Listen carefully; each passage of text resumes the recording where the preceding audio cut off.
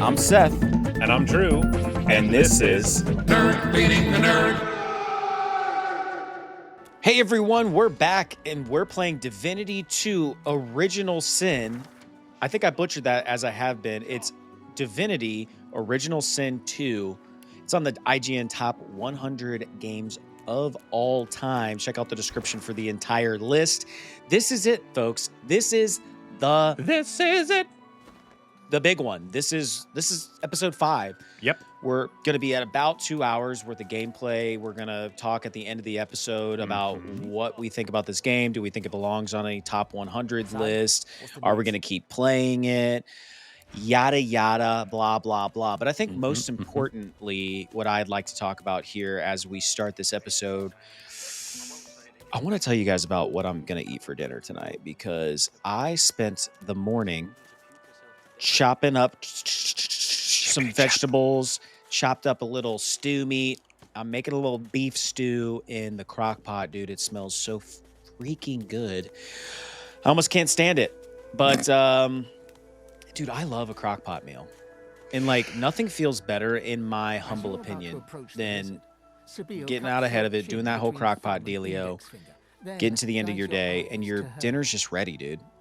And I know it limits you. It's a lot of chili. It's a lot of soup. It's a lot of maybe a casserole or whatever. But No, I mean you can throw, like you could do pulled pork, you could do Italian beef sandwiches, you could do you could do that weird like internet stuff where they're like pouring a bunch of garbage in there and making mac and cheese. And it's like too watery because they didn't do it right. I don't know. You could shred. You can make buffalo chicken.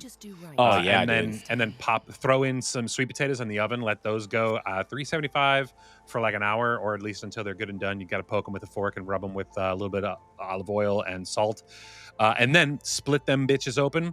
Put the buffalo chicken in there, a little drizzle of ranch and some blue cheese crumbles. You got yourself a meal, baby. Ooh, I like that. Let me ask you a question. How many crock pots do you own? Just one. Really? Is it an Instapot? No, just a regular old crock pot. So you have a regular crock pot. Do you have an Instapot as well? No. Really? Never got in on the Instapot, huh? No, because it's like it's just a pressure cooker. Yeah. And yeah. I'm not going to make Kentucky Fried Chicken, so I don't see the point of a pressure cooker. Yeah, I got you. So I only asked that question because I'm kind of embarrassed to say this, but we sort of have 2, but kind of 3 crock pots, and I'll tell you why. We had a crock pot that broke, but we kept like the ceramic like pot portion of it. Sure, because we insert. bought the identical crock pot. So now I have 2 of those. Smart. Plus, we have an Instapot, which doubles as a crock pot because it has a crock pot setting, which is what I use to make my beef stew. And what I like about the Instapot, I know you're a little skeptical just because you think it's just a pressure cooker, which maybe it is. But one thing I like about it has a saute setting. And so you're able to, like, you have to brown them. Like in my recipe, I had to brown the beef meat, like I coated the meat in some flour, and then I browned it, and then I added some red wine vinegar, and then it kind of makes like a thicker, like you thicken that up before you add all the vegetables and the juice and stuff. But I was able to saute that and brown the meat in the same pot that ultimately I'm cooking it in. So it saves me that extra, dirty dish, if you will. And I like that about the Instapot, dude. Like, that's kind of a cool feature, kind of an all-in-one apparatus, if you will. Sure. I've also made chili. I don't understand like the whole like pressure cooking thing, but the Instapot thing, which is one and the same, dude. Not going to say it's as good as like cooking chili over the course of like hours and hours and hours, and then it festers, and then you put it in the fridge, whatever you want to say. Then it ferments, and then you put it in the fridge, and then you eat it the next day, and that's when it's actually at its best and it tastes the best. Sure. But you can make Instapot chili in like 45 minutes. Yeah. You can literally like pressure cook the chili, and I like that as well. If you're in a pinch and you're like, dude, I gotta have chili, I forgot to make it, I forgot to put it in the crock pot, you could Instapot that shit and get it done within an hour, which is freaking crazy, dude, when you think about it. Yeah, but the reason why it doesn't taste as good is because all of those flavors are not becoming friends in the pot for a long period of time. Right, You're forcing them onto a work team, and they're going to get the job done, but it's going to lack flair. Yeah. How many pieces of flair are Minimum required? of 13. Well, Minimum. I have, but technically in the Instapot we had 13 pieces of flair. Well, you should get I mean, do you want to just do the bare minimum, or do you want to see the Crockpot has 32 pieces of flair? Okay, well, so do you want me to have 32 pieces of flair or 13 pieces of flair? If the minimum is 32, then just say it's 32 pieces of flair, and I'll wear 32 pieces of flair. I want you. I'll cook 32 pieces of flair. God. I want you to want to wear 32 pieces of flair, but we're not going to make the minimum. It's still 13. I call shenanigans. Okay. Yeah, anyway, Instapot rants there. They also have a Disney-themed Instapot, which I appreciate. We don't have that one, but it is cool. Yeah. Did you ever go to, what's that, like, super high-end cooking store at, like, really nice malls? Williams-Sonoma, Sur La Table. Yeah, do you like going there? I know you're... Yes and no. Cat's out of the bag. You're a good cook. We'll just throw it out there. Do you like? But yeah, I like going to that place. It's way too expensive. That's the thing. I go there and it's it's tough. It's tough because there's a lot going on and it's very expensive, and I get major FOMO. Like if I had all the money in the world, dude, I would have copper pots and pans hanging from one of those pot racks above me as a skylight filters in gorgeous rays of sunshine, and that stove, dude. It's like I don't even know what it is, but it's indescribable how it affects me. And then your Tesla robot does all the dishes as you dirty up every dish. No, actually, I'm very thorough about my dishness. Dude, speaking of doing dishes, side note, didn't mean to cut you off. My dishwasher has been making this weird noise, and it's like clink, clink, clink, clink, and it's the spinny thing at the bottom. Yeah. But see, this is where like I pride myself on being like, yeah, call it a man's man, call it a I'm handy, and back up. Our old dishwasher, I literally fixed that dishwasher like 10 times before we finally freaking replaced it. Like, sure, my ass was up under the hood, like replacing parts and shit. Yeah. And I did that a lot. And then we upgraded and we got like, I don't know why I keep buying GE stuff because they suck. And dude, we've only had this. I mean, actually, we've had this dishwasher now for like maybe 3 years, but it broke like within like the first year and a half, and I fixed it. But dude, so some people might hire a handyman or something to come out. No, I was able, and through my background of fixing the other freaking dishwasher that was also a GE, by the way, I ordered a new part, that spinny thing, basically like this metal part like had failed and it's kind of hanging down a little bit, and when it spins it wants to hit that like hot element in the bottom of the dishwasher. Hot elements. And yeah, dude, I ordered a new one on Amazon for like $27, and it's going to be here in 2 days, and it's like super easy to pop right off and take out. Like, I just can't fathom, like, there are people out there, Drew, you might be one of these people, I don't know, you'll have to tell me, I don't think you are though, but who would like either A, call someone to fix that, or they would just replace their dishwasher. They'd be like, oh, I mean, it's been 3 years, time for a new dishwasher, and they would just buy a new one. I never do that, dude. I always fix my stuff. I get to the absolute breaking point where I cannot even consider fixing something anymore, or it just looks terrible before I replace it. And I pride myself on that. It depends on how valued my time is. Because, I have no problem fixing stuff. I had very old washer dryers and fixed them for a very long time until the part that I needed was like $150, and I'm like, there's no way, there's no freaking way. Yeah. So, I get that. How can I couple you? I'm a big fan of Buy for Life. There's literally this subreddit. Look it up, guys. It's called Buy It for Life. And people go in there and they try to they try to like hive mind, figure out like what products are like indestructible. And speaking of washer and dryer, washer and dryer, we ended up not buying these because my wife didn't want to buy them because they look ugly. But there's a brand called Spin Queen, which is like that's literally the I think it's called Spin Queen. That would be hilarious if I'm butchering that, but I swear to God it's Spin Queen. And it's like they're like they're commercial grade washer and dryer. And like people swear by this brand and they're like, dude, if you want to buy one washer and dryer that you will own until the day you die, go back to the first or second episode. We talked about death and our wishes and things like that. Yeah. But if you want to die with your washer and dryer still working, it's the Spin Queen, dude. And they're expensive, but I did a lot of research on that. We ended up not getting them, but dude, I feel like every appliance in your home, there is that. Like there exists like a stove that is like the stove. Sure. There exists the dishwasher that is like, dude, I would love to have one of those dishwashers like at the restaurant where you like put it all in the rack and you just slide it over and you're just like, yes. It's like, and it just steams it in like 30 seconds. How amazing would that be? So hot, dude. The water's so hot. Love that, dude. I love it. Oh, dude, in hindsight, like looking back on like some like early jobs, like restaurant jobs and stuff that I had, you know, you like, it was like a punishment to be like, you have to do dishes today. And you're like, oh, and you like hated it. But like looking back, I would love to go like here and now. I would love to just go run that dishwasher for like a couple hours. You know what I mean? Like it was kind of fun doing dishes. I was a dishwasher. That's how I started in kitchens. I was a dishwasher for 8 months, I think. And then with the full intention of making my way up to, you know, prep chef, which I did.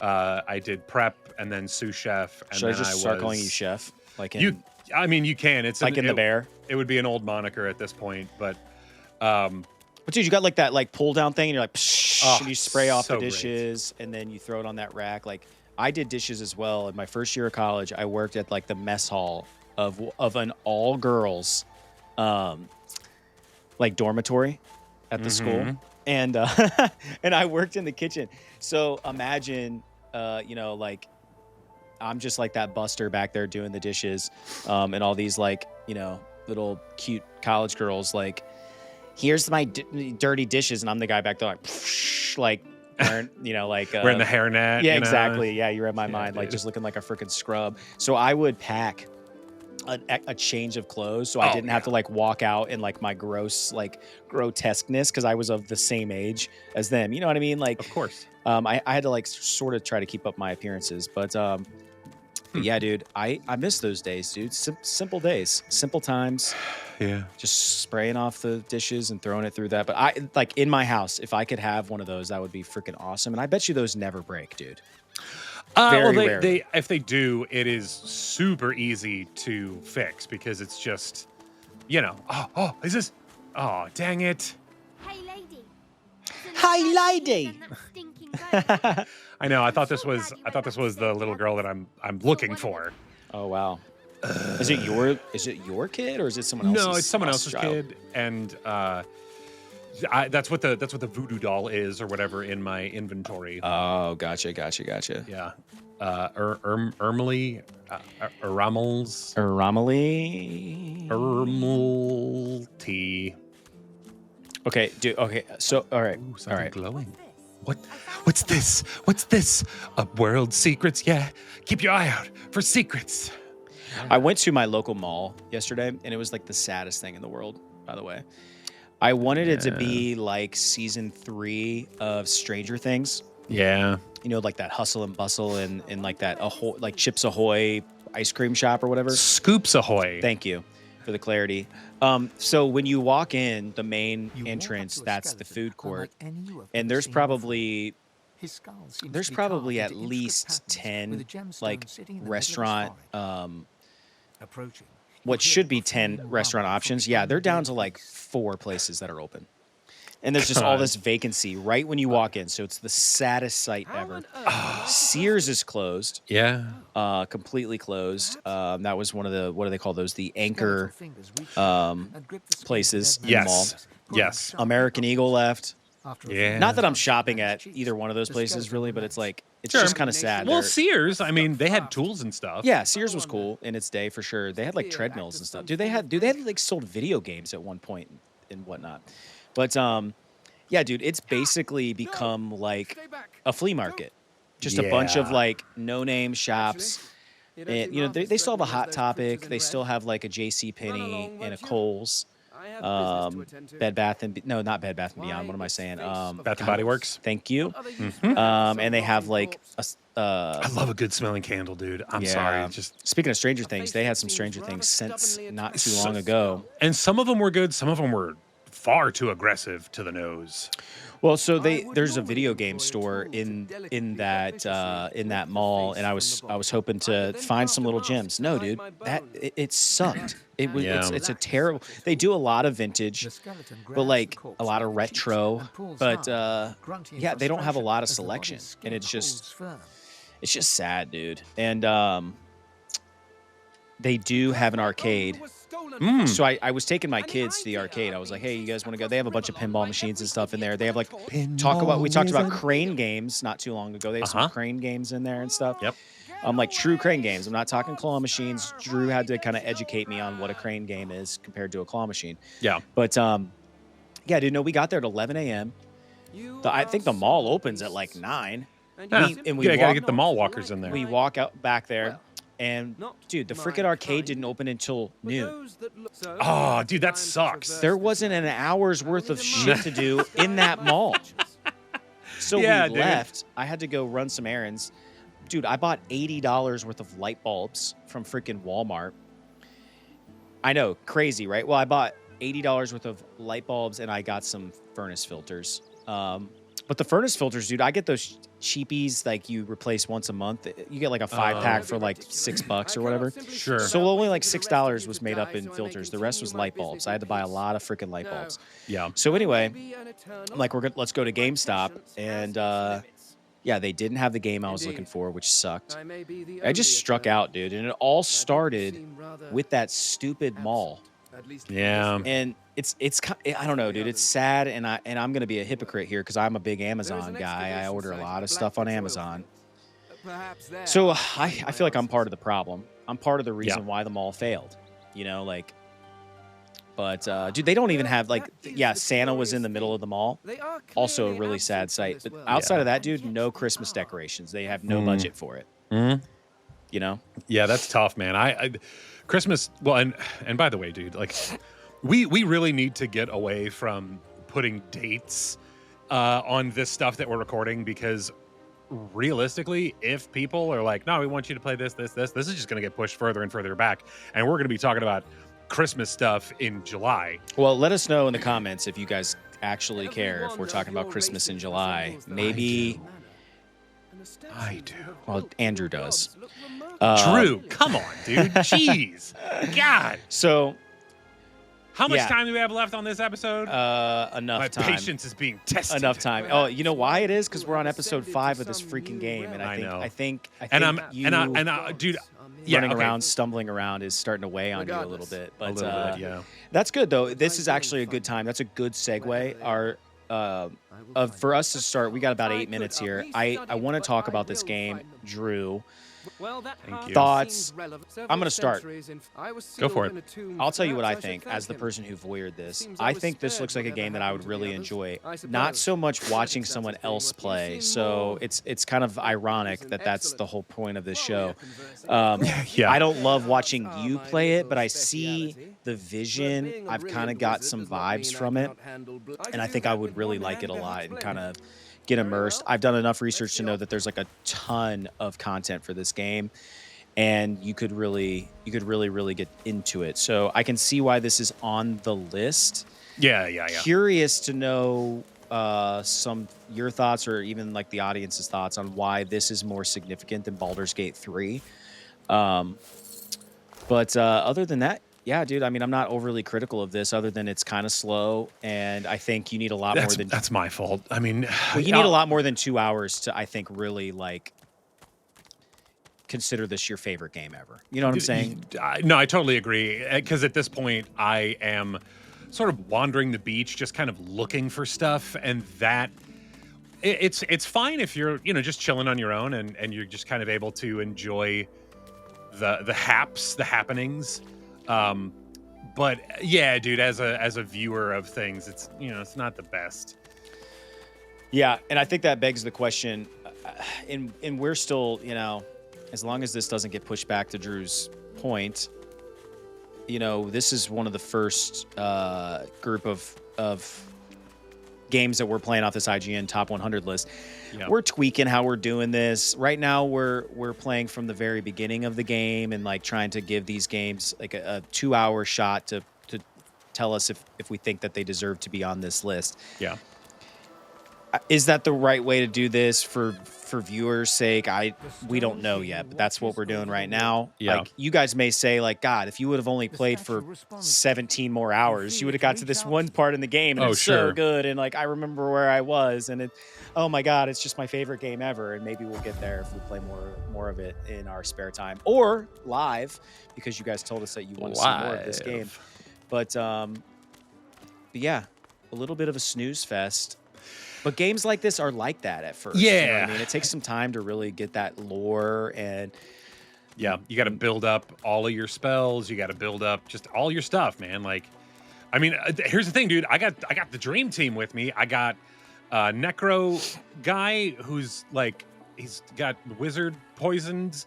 I got Prince of Space, and I got Sabil. Celebi, the legendary grass type Pokemon. I do think it's cool that you can switch between various members of your party. Yeah, I like that too. I mean, you can do that in Baldur's Gate 3, but yeah. Nice. I've never played it. Yeah. This is not a reason to be on a top 100 list, but I will say, selfishly, being the cheapskate that I am, I would probably be more inclined to play this just because the barrier to entry is much lower than Baldur's Gate. Like, that's in my Steam wish list, and it's still $60. Like, I'm not gonna spend $60 on that game. I'm not going to. Yeah.